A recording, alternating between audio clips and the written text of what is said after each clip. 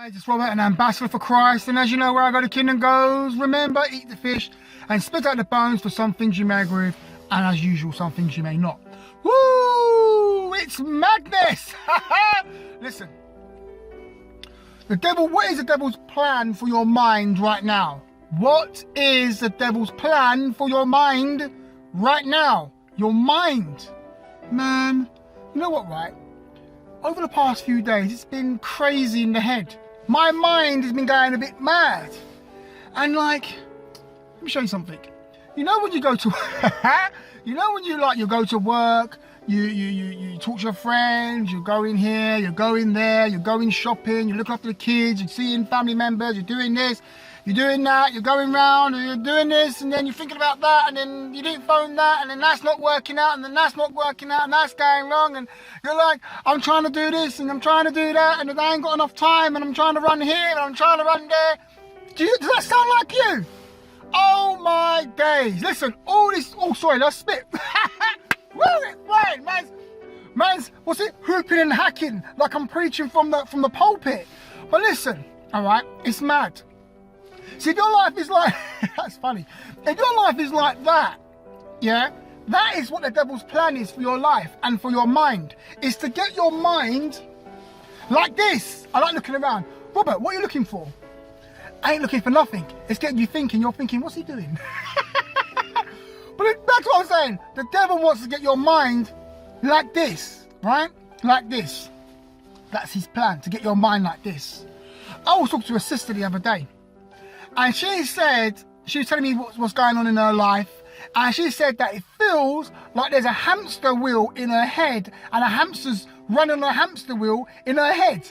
Yeah? You know, a hamster is like a rodent, a rat, or a rat. It's between a rat and a mouse, I think. It's a rodent. And normally inside, when you have a hamster, it's in a cage, and you normally got a wheel, and it runs on this wheel, and the wheel keeps spinning, but the rat or the hamster isn't going anywhere. It's just spinning.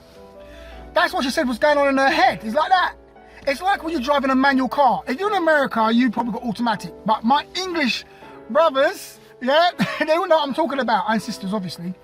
When you change gear and you put it in first gear, and the car's going, and it's not changing gear. That is how it feels. The enemy wants to get your mind like that. See, you have to understand the devil's plan. It's crazy. You have to understand it. Understand the devil's plan. You have to understand the devil's plan. You see, the devil's plan for the sons of God is not the same plan he has for people who are not saved. See, when you give your life to Christ, you become a son of God, right? The Bible says that he has given us power to become the sons of God to those who believe on his name. Paul said, now are we the sons of God, for we know not what we shall be, but we know that when we see him, we shall be like him. And it goes on and goes on. It talks about how the earth is travailing, waiting for the manifestations of the sons of God. We are the sons of God, all right? See, the devil's plan for the sons of God is not the same plan for the people in the world. See, in the world, the devil has the people in the world. If you're not saved, you're in the world, the devil has you. The devil already has you. Simple as that. So he's not even worried about you, he's not even thinking about you, because he already owns you. Simple. But the sons of God, the people, the brothers and sisters who have given their life to Christ, the sons of God, us guys who are here, the devil's plan for us is a bit different. It's a different plan. See, you can read about the devil's plan. It's the same plan he had for the first son of God who was on the earth. Who was the first son of God who was on the earth? Adam and Eve. Adam and Eve were the first son of God that was on the earth. I said son, deep. That's a different study. I'm going to leave that cliffhanger for one of you guys. You got to study that out. But what was the plan? See, when Adam and Eve didn't sin, they was in the presence of God. Continually in the presence of God, right? Now, for Satan's plan to work, what did he have to do? He had to get Adam and Eve out of the presence of God. Woo! His plan was to get them out of the presence of God, because once they are out of the presence of God, then Satan has them. And Satan can start to dictate to them what they should and shouldn't do. It's crazy. See, Satan said to Eve, you know, eat the fruit from the tree. She ate the fruit. She ate the fruit, her husband ate the fruit. When they ate the fruit, they were now out of the presence of God.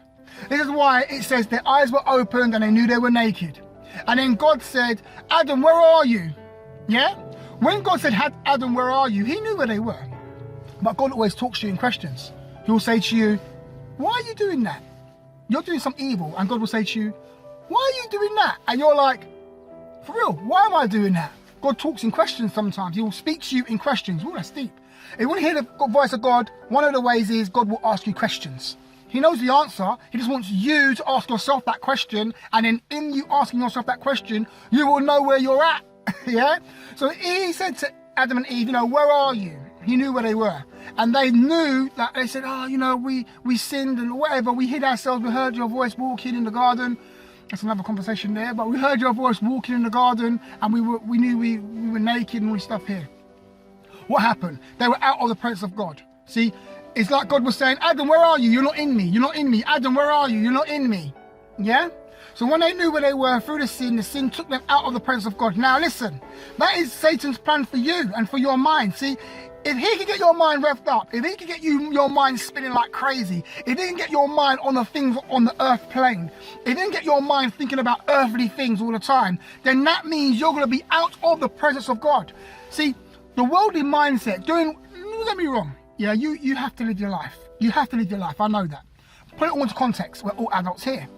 The devil tries to keep us on the earth plane all the time because he knows that while we're on the earth plane, living our life on the earth plane and doing whatever all the time, we are out of the presence of God.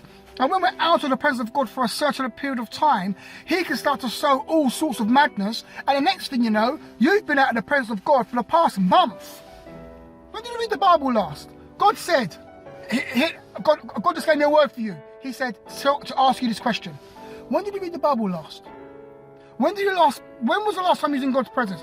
When was the last time you was in my presence? Son, daughter, when's the last time you spoke to me? Son, daughter, when was the last time you was in my presence? Son, daughter, I miss you, I want you back.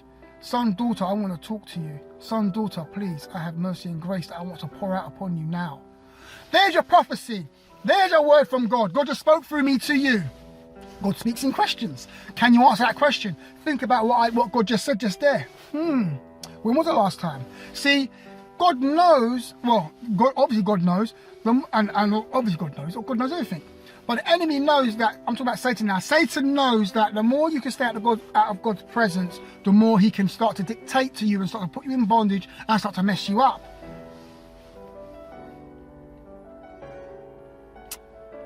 That's madness. See, we know these sorts of things and we still play into the devil's hand. See, this week my life was, over the past few days, my mind was going a bit crazy, too much social media. Robert, too much social media. Too much reading Facebook. Facebook's crazy. You just read and read and read. Then you go onto Twitter and you read and read and read. You go over here, you read and read and read. And then you go and do this, then you go and do that. And your mind's going like, woo! You try to go to sleep and you're like, I can't sleep.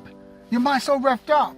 And the enemy knows that when you're in that state all the time, consistently, that then you're out of the presence of God. And now he starts to put he starts to sow tares among the wheat. Starts to sow wicked seed in your mind. And next thing you know, the wicked seed starts to grab hold. And next thing you know, it's all madness. Listen, I don't need to hammer my point home. You know what I'm talking about.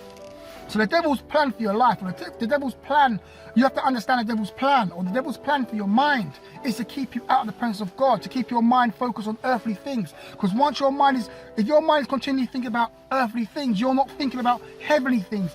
If you're not thinking about heavenly things, you're going to end up in bondage, you're going to end up in trouble, and that you're going to stay out of the presence of God. And outside of the presence of God, there's thorns and thistles.